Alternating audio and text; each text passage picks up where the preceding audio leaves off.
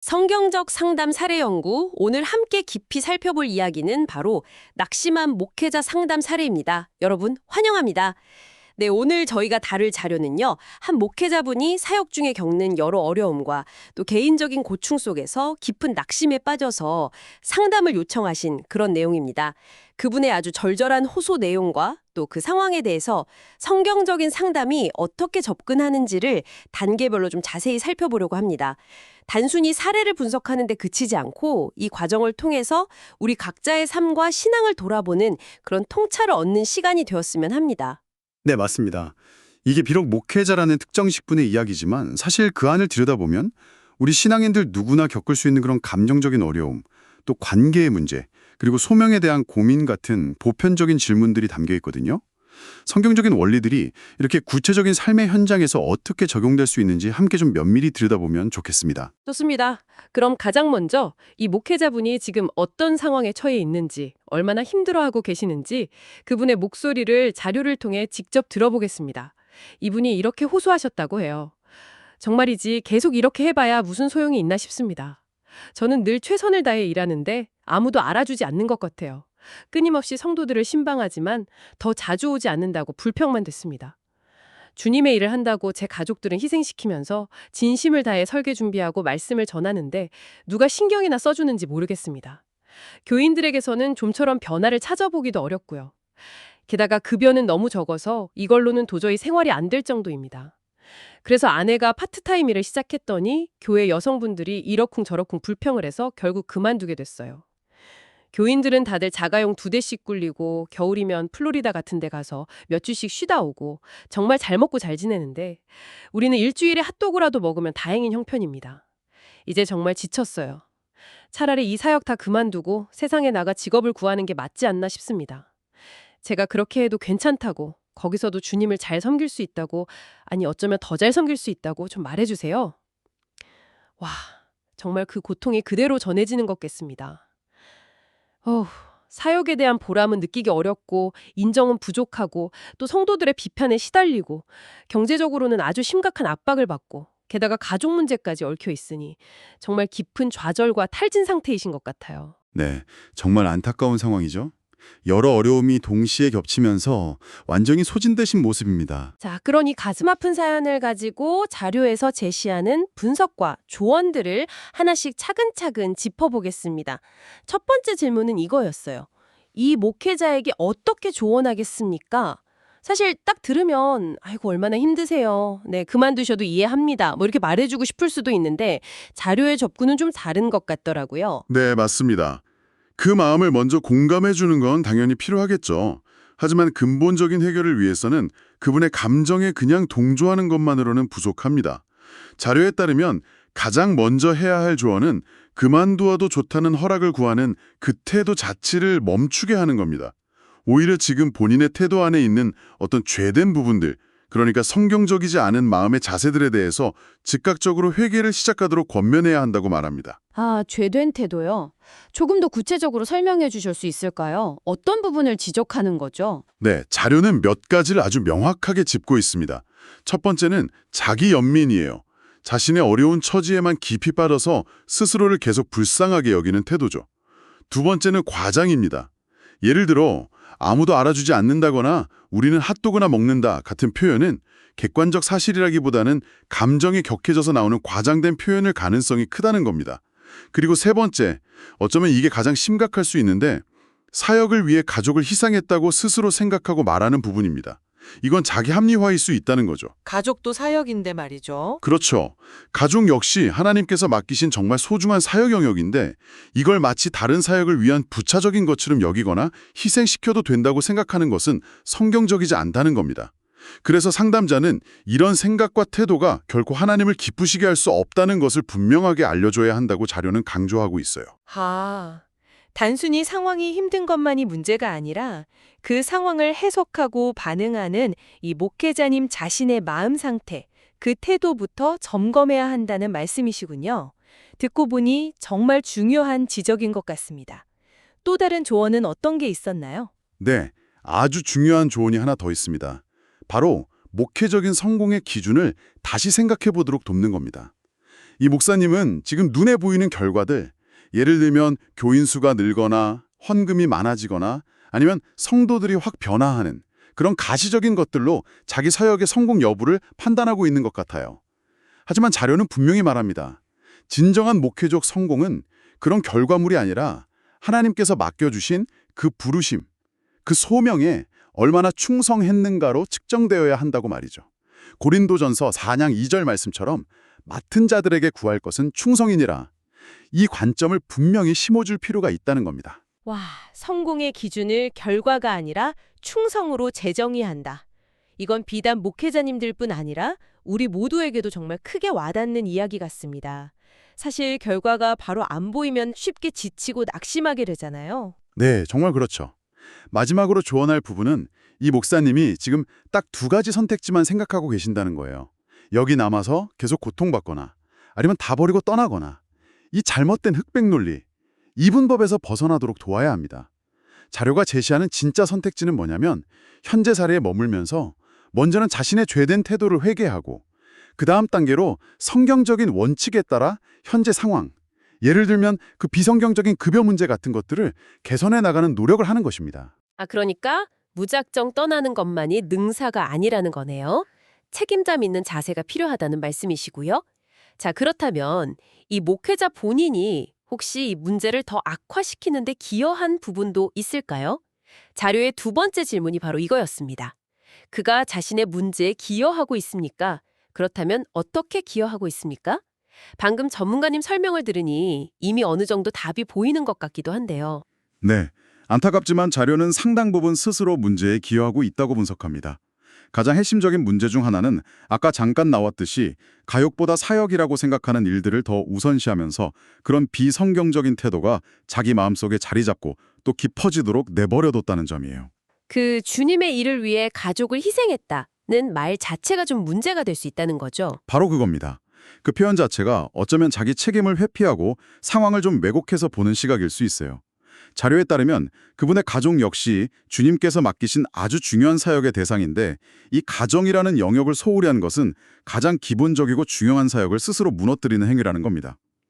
가족을 돌보는 건 뭐 해도 되고 안 해도 되는 부가적인 일이 아니라 목회자로서 또 한 사람의 그리스도인으로서 마땅히 감당해야 할 필수적인 책임이라는 거죠. 듣고 보니 정말 부럽네요. 가정사역의 중요성을 너무 가볍게 여긴 결과일 수 있겠군요. 또 어떤 기여 요인들이 지적되었나요? 자신의 가치를 평가하는 기준, 그 잣대가 비성경적이라는 점도 아주 큰 문제입니다. 예를 들어 교인들의 어떤 물질적인 풍요와 자기의 궁핍함을 계속 비교한다거나 혹은 사람들로부터 인정받고 칭찬받기를 너무 갈망하는 것. 이건 하나님 중심적인 시각이라고 보기 어렵죠. 이런 태도는 결국 실망감과 자기연민으로 이어질 수밖에 없고 이게 심해지면 우울감으로까지 발전할 수 있는 겁니다. 비교의식이나 인정욕구, 이것도 정말 많은 사람들이 빠지기 쉬운 함정인 것 같아요. 맞습니다. 그리고 또 하나 지적할 수 있는 건 구조적인 문제예요. 자료는 이 목사님이 아마 시간 관리라든지 아니면 사역 활동에 대해서 좀 명확하고 규칙적인 구조가 부족했을 가능성이 높다고 봅니다. 계획 없이 그냥 닥치는 대로 일하다 보니까 쉽게 지치고 탈진하고 또 밀려드는 일들에 압도당하고 그러다 보면 결국 자기가 만든 어떤 비참함 속에서 그냥 허우적거리는 그런 느낌을 받게 된다는 거죠. 체계가 없다 보니 더 힘들었을 수 있다는 거군요. 네. 만약 좀 더 체계적인 시간 관리나 사역 계획이 있었다면 가족을 위한 시간도 미리 확보하고 또 탈진도 어느 정도는 예방할 수 있었을 텐데 말이죠. 그렇겠네요. 마지막으로 지적된 기여 요인은 뭐였나요? 소통 방식의 미흡함입니다. 예를 들어 급여가 너무 낮다는 문제나 아내가 일을 시작했을 때 교인들이 부당하게 불평했던 문제들 있잖아요. 이런 것들을 그냥 속으로만 끙끙 앓고 삭혔다는 거예요. 성경적인 원칙에 따라서 좀 용기를 내서 이사회에 정식으로 문제를 제기하거나 혹은 불평하는 성도들에게 직접 찾아가서 건강하게 대화하고 해결하려고 노력하지 않고 그냥 문제가 골마 터지도록 내버려 뒀다는 거죠. 아, 갈등을 해결할 기회를 놓치고 속으로 불만만 쌓아갔군요. 네, 그 결과 내적인 불만과 원망만 계속 커지게 된 겁니다. 가족을 소홀히 한 것, 비성경적인 가치관을 가진 것, 삶의 구조가 부족했던 것, 그리고 소극적인 소통 방식, 이런 내적인 요인들이 외부적인 어려움과 맞물리면서 상황을 더 악화시켰다는 분석이네요. 자, 그럼 이제 가장 중요한 질문으로 넘어가 보겠습니다. 세 번째 질문입니다. 그는 이 상황에 대해 무엇을 할 수 있을까요? 다른 선택지를 제안할 수 있습니까? 단순히 떠나라거나 그냥 참아라가 아니라면 구체적으로 어떤 행동들을 취해 볼 수 있을까요? 네, 자료는 그분이 지금 생각하고 있는 사역 포기하고 다른 직업 찾기 외에 훨씬 더 건설적이고 성경적인 선택지들이 있다고 강조합니다. 그가 실제로 추구해야 할 구체적인 행동 방안들을 몇 가지 제시하는데요. 첫 번째는 그 급여 문제를 성경적인 방식으로 정면으로 다루라는 겁니다. 지금처럼 자기 연민에 빠져서 불평만 늘어놓을 게 아니라 당당하게 교회 이사회를 찾아가서 목회자의 보수에 대한 성경적인 기준들을 제시하고 함께 논의해야 한다는 거죠. 성경적인 기준이라면 어떤 걸 예로 들 수 있을까요? 예를 들어 디모데전서 5장 17절과 18절 같은 경우 잘 다스리는 장로들, 특히 말씀과 가르침에 수고하는 이들은 배나 존경할 자로 알고 그들이 싹쓸 받는 것이 마땅하다고 가르치고 있거든요. 또 갈라디아서 6장 6절도 가르침을 받는 사람은 가르치는 사람과 모든 좋은 것을 함께하라고 권면하고요. 이런 말씀들을 근거로 해서 목회자가 최소한 교인들과 비슷한 수준의 생활은 유지할 수 있도록 혹은 그의 수고에 합당한 대우를 받을 수 있도록 정당하게 요구해야 한다는 것입니다. 와, 이건 단순히 돈을 더 달라는 요구가 아니라 정말 성경적인 원리에 근거한 정당한 요청이 될 수 있겠네요. 물론 쉽지는 않겠지만 꼭 필요한 과정으로 보입니다. 네, 그렇죠. 두 번째로 해야 할 행동은 가족을 희생시켰던 그 죄를 철저하게 회개하고 구체적인 변화를 보여주는 것입니다. 먼저 하나님과 가족 앞에서 자신의 잘못을 진심으로 고백해야 하고요. 그리고 이게 말로만 그쳐서는 안 되고 실제 생활에서 가족을 최우선 순위에 두도록 시간 사용 계획을 완전히 뜯어 고쳐야 합니다. 예를 들면 저녁 식사 시간이나 주말의 특정 시간은 무슨 일이 있어도 가족과 함께 보내는 시간으로 딱 정해놓는 거죠. 그런 구체적인 노력이 필요합니다. 가족과의 관계 회복이 무엇보다 중요하다 이 말씀이시군요. 그렇다면 외부에서 직업을 찾는 건 완전히 잘못된 선택이라고 봐야 할까요? 꼭 그렇지는 않습니다. 세 번째 선택지로 외부 직업을 찾는 것이 최후의 수단으로는 고려될 수 있다고 자료는 이야기합니다. 만약에 아까 말씀드린 것처럼 성경적인 기준에 따라서 정당하게 급여 문제를 제기하고 충분히 호소했는데도 교회가 계속해서 합당한 생활비 지원을 거부한다면 그때는 생계를 위해서 외부에서 직업을 찾는 것이 현실적이고 또 타당한 선택이 될 수 있다는 거죠. 하지만 여기서 정말 중요한 건 시기와 동기입니다. 지금처럼 절망감과 패배감에 사로잡혀서 도망치듯이 떠나는 것은 바람직하지 않다는 거예요. 아, 타이밍과 마음가짐이 중요하군요. 네, 먼저 자신의 내적인 문제들, 그러니까 죄된 태도나 가족 소홀 같은 문제들을 해결하고 또 교회 내의 문제들, 예를 들어 급여나 소통 문제 같은 것들을 책임감 있게 다루려는 노력을 충분히 한 후에 그럼에도 불구하고 상황이 나아지지 않을 때 고려해 볼 수 있는 옵션이라는 겁니다. 아, 도피성 이직이 아니라 할 수 있는 모든 책임과 노력을 다 해본 후에 고려할 수 있는 대안 모색이어야 한다. 이 점이 정말 중요하겠네요. 책임감 있는 자세가 계속 강조되는군요. 자, 그럼 이 목회자님의 상황을 조금 더 깊이 들여다보죠. 네 번째 질문입니다. 그의 사역에서 중심적인 실패는 무엇일 가능성이 높습니까? 여러 문제가 얽혀 있는 것 같긴 한데 그중에서도 가장 핵심적인 실패 요인은 무엇이라고 볼 수 있을까요? 자료는 이분의 사역에서 보이는 가장 중심적인 실패를 크게 두 가지 측면에서 지적하고 있습니다. 첫째는 소명에 대한 왜곡된 관점이고 둘째는 섬기는 사람들에 대한 마음의 부족입니다. 소명에 대한 왜곡된 관점이라면 아까 나왔던 그 성공의 기준과 관련이 있겠군요. 네, 맞습니다. 이분은 성공을 충성이 아니라 눈에 보이는 결과로 측정하고 있는 거죠. 교인들이 얼마나 변하는지, 사역이 얼마나 가시적인 성과를 내는지 이런 것들을 기준으로 자신의 가치와 성공 여부를 판단하고 있습니다. 하지만 성경적인 관점에서 보면 하나님께서 정말 중요하게 보시는 것은 결고 이전에 우리의 그 충성된 마음과 태도입니다. 예를 들어 이사야 선지자 같은 경우는 사역의 결과가 좋지 않을 것이라는 말씀을 하나님께 직접 들었음에도 불구하고 끝까지 충성스럽게 그 사명을 감당했잖아요. 그게 바로 진정한 성공일 수 있다는 거죠. 아, 결과 중심주의에서 벗어나서 충성이라는 그 본질에 집중해야 한다는 말씀이시군요. 그럼 두 번째 핵심 실패 요인으로 지적된 섬기는 사람들에 대한 마음의 부족은 구체적으로 어떤 의미인가요? 이건 이 목사님의 말 속에서 드러나는 태도를 보면 좀 알 수 있습니다. 자신의 재정 상황과 교인들의 그 풍요로움을 비교하면서 약간 경멸적인 어조로 불평하는 모습. 교인들은 잘 먹고 잘 사는데 우리는 핫도그나 먹는다. 있잖아요. 이건 그분이 섬겨야 할 양들, 바로 그 성도들에 대한 목자로서의 사랑과 긍휼의 마음을 잃어버렸다는 것을 보여주는 것일 수 있습니다. 진정한 목자는 양들의 연약함과 필요를 불쌍히 여기고 그들을 위해서 기꺼이 자신을 내어주는 그런 마음을 가져야 하는데 이 목사님은 오히려 그들을 좀 비난하고 원망하는 마음을 품고 있는 것처럼 보인다는 거죠. 아, 듣고 보니 정말 마음이 아프네요. 목자의 마음을 잃어버렸다는 지적이 참 뼈아프게 들립니다. 혹시 다른 요인들도 있을까요? 네, 추가적으로 고립의 문제나 구조의 부재 같은 것도 실패 요인으로 작용했을 가능성이 있습니다. 자료는 이분이 어쩌면 서재에만 너무 틀어박혀서 설교 준비 같은 것에만 몰두하느라 성도들과의 실제적인 관계 형성에는 좀 소홀했을 수 있다고 추측합니다.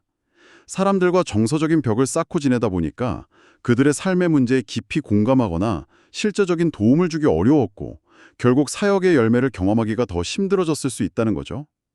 효과적인 사역은 단순히 강단에서 선포하는 것뿐만 아니라 삶 속에서의 구체적인 관계 맺기와 돌봄을 통해서 이루어지는 거니까요. 소명에 대한 왜곡, 사랑의 부족, 관계의 단절. 이것들이 서로 맞물리면서 악순환에 일으켰을 가능성이 있겠네요. 이런 상황에서 상담이 진행된다면 목회자 본인 외에 다른 사람을 만나는 것도 필요할까요? 5번째 질문입니다. 향후 상담 시간에 그의 아내를 만나고 싶습니까? 그렇다면 어떤 목적으로 만나고 싶습니까? 네, 자료는 향후 상담 시간에 이 목사님의 아내를 만나는 것이 반드시 필요하다고 아주 강하게 이야기합니다. 여기에는 크게 3가지 중요한 목적이 있다고 설명해요. 3가지 목적이요? 어떤 것들인가요? 첫 번째는 결혼 생활과 가족에 대한 남편의 책임 이행 여부를 객관적으로 좀 확인하기 위해서입니다. 남편은 가족을 희생했다고 말했지만 이게 실제로 아내와 자녀들에게는 어떤 영향을 미쳤는지, 그 문제가 얼마나 심각했는지 아내의 관점에서 직접 들어볼 필요가 있다는 거죠. 또 남편이 정말로 회개하고 삶의 우선순위를 다시 조정해서 가족을 제대로 돌보고 있는지 그 변화를 확인하는 데도 아내의 증언이 아주 중요합니다. 아, 남편의 주관적인 이야기만으로는 부족할 수 있으니 객관적인 평가를 위해서군요. 네, 일리가 있습니다. 2번째 목적은 뭔가요? 두 번째는 교회 상황에 대한 추가적인 정보를 얻기 위해서입니다. 예를 들어 아내가 파트타임 일을 시작했을 때 교회 여성들이 보였던 그 부정적인 반응이라든지 아니면 가정의 실제적인 재정적 어려움에 대해서 아내의 이야기를 들어보는 것이 매우 중요해요. 이것은 남편의 불만이 단지 개인적인 감정의 문제인지 아니면 정말 교회 구조나 특정 구성원들에게 문제가 있는 것인지 판단하는 데 아주 중요한 단서를 제공해 줄 수 있습니다.